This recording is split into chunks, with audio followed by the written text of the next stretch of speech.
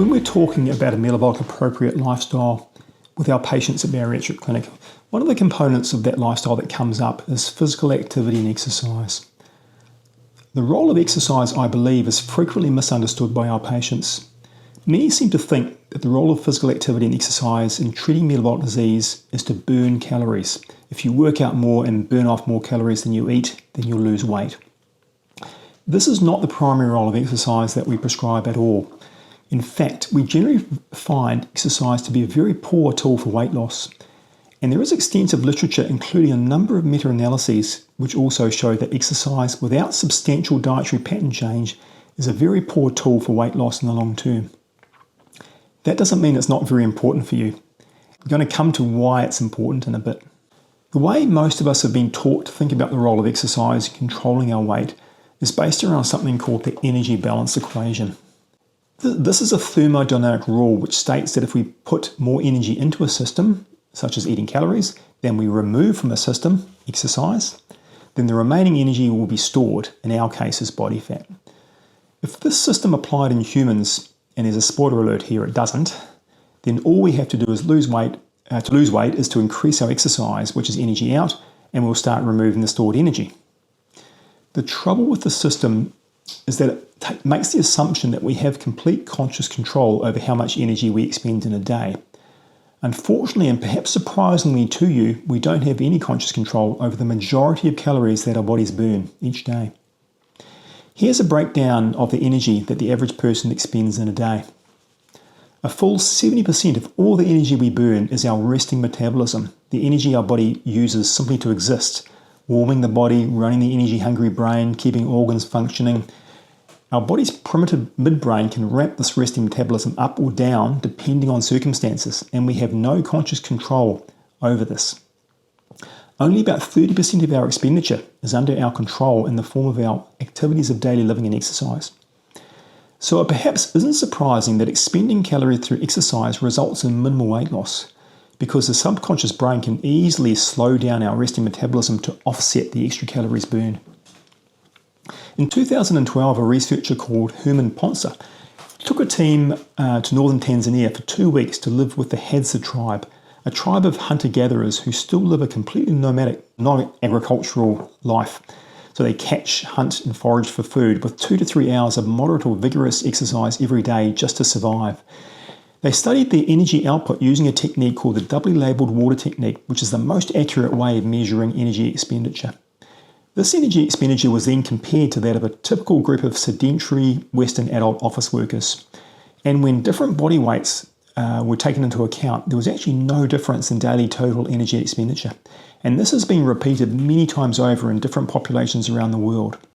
So it turns out that when the Hadza rest, their bodies compensate by reducing their resting metabolism. So they end up burning about the same amount as office workers. So it turns out, averaged out over a few days, our bodies burn largely the same amount of energy, almost no matter how much exercise we do. When we look at large randomized trials and meta-analyses of randomized trials of aerobic exercise for weight loss, not surprisingly, we see disappointing results. On average, a person with obesity can expect 30 minutes of moderate intensity exercise 5 times a week to result in about 2.5 kilograms of weight loss by 6 months, with a plateau after that. Very few trials, only a couple in fact, have run longer than 1 year, with even more disappointing results. Although most people will see modest improvements in blood pressure and blood triglycerides, which is not to be sneezed at.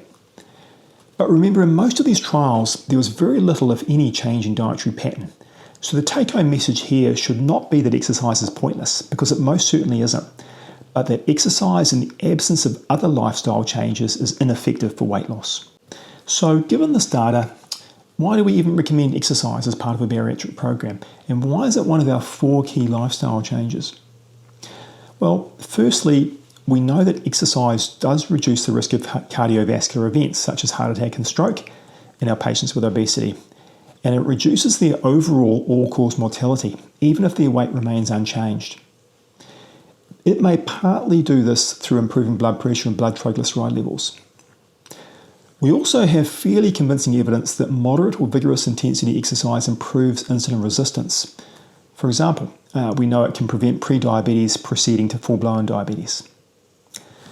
In our other videos, you'll get to know the critical importance of reducing your insulin resistance so that your own insulin can work better. Activity and exercise is one of your 4 critical lifestyle tools to do this. Exercising after a carbohydrate meal is particularly effective because it facilitates our muscles to uptake and use the glucose rather than storing it as fat. Also critical, particularly after bariatric surgery, is resistance exercise, which means pushing, pulling, weightlifting, and other activities that work muscle against resistance. These help build some muscle and help you avoid losing too much muscle as your weight comes down.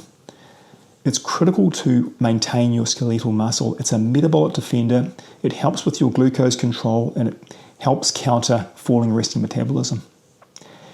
There is very sound randomized data showing that a program of resistance exercise helps preserve muscle as weight is lost. And last but not least, there is at least a modest data that exercise is good for our own mental health and well-being. So what do we recommend?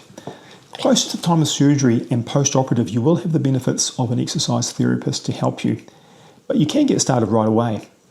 Remember always that activity and exercise is only one of the 4 critical lifestyle changes, the most important of which is your dietary pattern. Whatever happens, you must not be sedentary. You should not sit or lie around for long periods of time except when you're sleeping. The best exercise is the exercise that you'll actually do and the exercise that you'll enjoy. But ideally, it should be a combination of both aerobic exercise, such as walking, running, biking, but also some resistance exercise, such as weights or using elastic bands to fatigue and tire your muscle. Try and do something 5 to 6 days a week, leaving a day or 2 for muscles to recover. Try and incorporate some short periods of intense, vigorous exercise as you become fitter, even as short as a minute at a time. These are short episodes where you become quite out of breath or your muscles gets pushed close to the point of failure.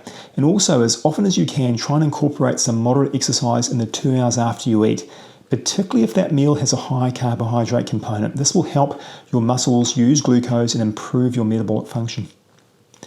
Never think about the calories that you're burning. It's not important or relevant. Think of the activities as improving your body composition, your insulin sensitivity, and your mental health. These effects will work together with the changes in dietary pattern to get you to your long-term goals. We look forward to discussing this further with you in clinic.